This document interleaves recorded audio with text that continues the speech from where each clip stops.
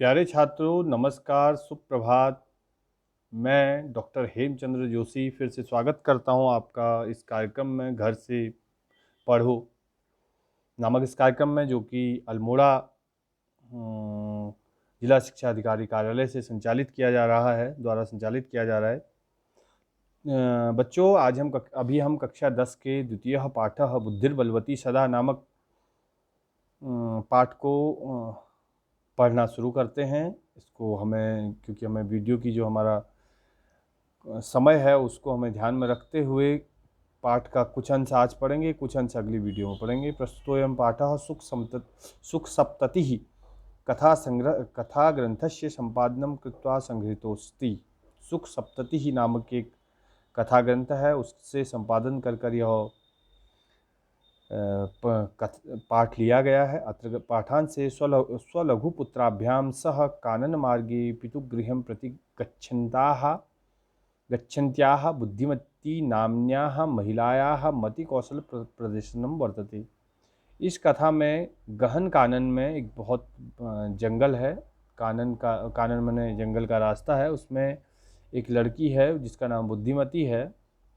वो अपनी बुद्धि का किस प्रकार से परिचय देकर अपने ऊपर आए हुए संकट को दूर करती है, उसका प्रदर्शन किया गया है। या पुरतः समागतम सिंहम अपि भीतिम उत्पाद्य ततः निवारयति। कैसे वो आए हुए शेर को भी अपने बुद्धि कौशल से भगा देती है। इयं कथा नीति पुण्ययोः सुख सारिकयोः कथा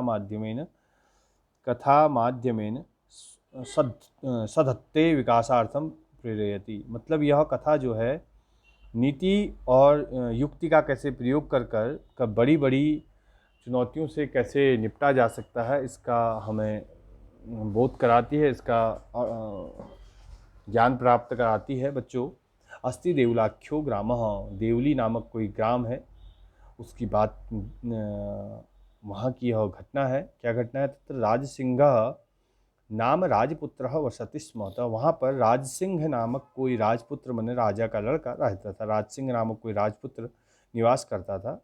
एकदा केनापि आवश्यक कारेण तस्य भार्या बुद्धिमती पुत्रद्वयो उपेता पितुगृहं प्रति चलिता।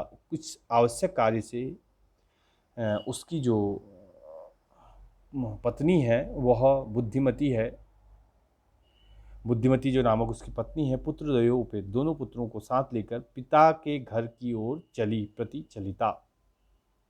मार्गे गहन कानने मतलब होता है भयंकर जंगल में। गहन कानन माने जो बड़ा जंगल है उसमें।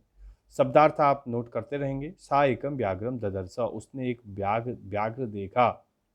सा व्याघ्रम आगच्छन्तम दृष्ट्वा धाष्ट्रयात् पुत्रौ चपेटी गया प्रहत्य जगाद। और अचानक क्या हुआ, जैसे ही वो गहन कानन मतलब कि वह भयंकर जंगल से गुजर के जा रही थी, अचानक उनके सामने एक बाघ उसको आता हुआ दिखा।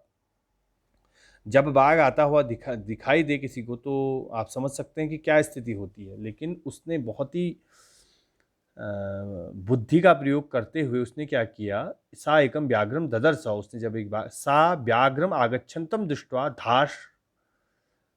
धाष्ट्रयात पुत्रौ, धाष्ट्रयात मैंने उसने अपने पुत्र को चपेटिकया प्रहत्य जगाद, एक चांटा मारते हुए जगादो मैंने कहा, और पुत्र को पहले डांटा, उसके बाद उसको कहा। क्या कहा? कथम एक एक अशो व्याघ्र भक्षणाय कलहम कुरुथ। कुरुथ द्वितीय विभक्ति का प्रयोग किया गया है। कथम मैंने इसको आप संधि विच्छेद करेंगे। जिन शब्दों को मैं संधि विच्छेद करने के लिए कहूँगा आप उन्हें संधि विच्छेद करेंगे अवश्य। कथम एक एक कशौ, इसको इस प्रकार से पढ़ेंगे, व्याघ्र भक्षणाय विभक्ति का प्रयोग, चतुर्थी विभक्ति का प्रयोग हुआ है। आप उन शब्दों को अलग लिखेंगे। व्याघ्र भक्षणाय, उसमें उसके आगे लिखेंगे चतुर्थी विभक्ति। कुछ खास खास शब्द हम आपको बताते चलते हैं। कलहम कुरुथ, क्यों एक व्याघ्र को भक्षण मैंने खाने के लिए दो लोग कलह कर रहे हो, मतलब आपस में क्यों लड़ रहे हैं। अयम एकह, इसका भी संधि विच्छेद आप लोग करेंगे। अयम एकह तावद तावद विभज्य भुंजताम, अयम एकस तावद विभज्य भुंजताम, ये पूरा शब्द है। लेकिन आप इससे संधि विच्छेद करेंगे अयम, अयम एक लिखेंगे, एकः लिखेंगे, तावत लिखेंगे, विभज्य लिखेंगे, अयम एकः तावत विभज्य भुंजताम, ऐसा लिखेंगे। मतलब यह एक ही है, फिलहाल इसको आप बांट के आपस में खा लीजिए। पश्चात अन्यो द्वितीय कश्चित लक्ष्यते, पश्चात मैंने इसके बाद, अन्यो मैंने कोई और, द्वितीय मैंने दूसरा, कश्चित मैंने कोई और, लक्ष्यते मैंने देखा जाएगा। इसकी भी आप संधि विच्छेद करेंगे। कश्चित लक्ष्यते लिखा हुआ है तो कश्चित लक्ष्यते, इसका संधि विच्छेद आप, तो उर्दली एक सूत्र है उसके तहत यहाँ तो के स्थान पर लौ का प्रयोग किया जाता है, तो आप उसको अलग अलग करेंगे। तो फिर वो कहती है कि कोई और बाघ हमें मिल जाएगा तो हम उसको ले आपके लिए मैं उसकी हत्या कर दूंगी और तुम उसे खा लेना। ये आप बाघ देख सकते हैं, बुद्धिमती है, और जो उसको अपने बच्चों को एक चांटा मारने का उसने का अभिनय किया और अपने व्याघ्र को वो बात सुनानी चाहती थी। आप कथा में आगे समझ जाएंगे, देखिएगा। इति श्रुत्वा व्याघ्रमारी काचिद इति मत्वा व्याघ्रो भयाकुलो चितो नष्टः है, काचिदीयमिति है, इति श्रुत्वा, ऐसा सुनकर, व्याघ्रमारी, यह कोई व्याघ्रमारी है, काचित कोई यह व्याघ्रमारी है, मत्वा ऐसा मानकर, मत्वा में आधा कर्त्वा जो हम आप अक्त्वा पढ़ते हैं, कत्वा जो प्रत्यय आप पढ़ते हैं, त्वा प्रत्यय का इसमें प्रयोग होता है, त्वा प्रत्यय का, ये मत्वा आप इस शब्द को भी लिखेंगे। व्याघ्रो भया कुलो चितो नष्ट, व्याघ्र भय से वहीं पर नष्ट हो गया, मतलब उसको भय इतना हो गया कि वह डर गया, कहने का तात्पर्य है। अब आप आगे देखिए। निज बुद्धिया विमुक्ता सा भयात व्याघ्रस्य भामिनी अन्योपि बुद्धिमालोके मुच्चितो संकटो भयात। ये बहुत अच्छा श्लोक है, इसका सब पूरा इस श्लोक का आप अर्थ अवश्य लिखें। निज बुद्धिया मने अपनी बुद्धि से, विमुक्ता मने मुक्त हो गई, सा मने वह, कौन, वह महिला के लिए है, वह व्याघ्रमारी मतलब बुद्धिमती। निज बुद्धिया अपनी बुद्धि से विमुक्ता, विमुक्त होगी किससे, संकट से, सा भयात व्याघ्रस्य भामिनी, और व्याघ्र भामिनी बन गई, व्याघ्र के ऊपर जिसने विजय प्राप्त कर ली ऐसी वह स्त्री बनी। अन्योपि बुद्धिम आलोके, बुद्धिम आलोके, अन्योपि मैंने अन्य भी और भी, अन्योपि आप संधि विच्छेद करेंगे, अन्यः अपि, इसका भी आप संधि विच्छेद करेंगे, ध्यान दीजिएगा। अन्यः अपि बुद्धिम आलोके, इसका भी संधि विच्छेद करेंगे, बुद्धिम आलोके, बुद्धिम आलोके। मुच्यते संकटो भयात, बहुत बड़े संकटों से भी मुक्ति पाई जा सकती है अगर हम बुद्धि का प्रयोग करते हैं।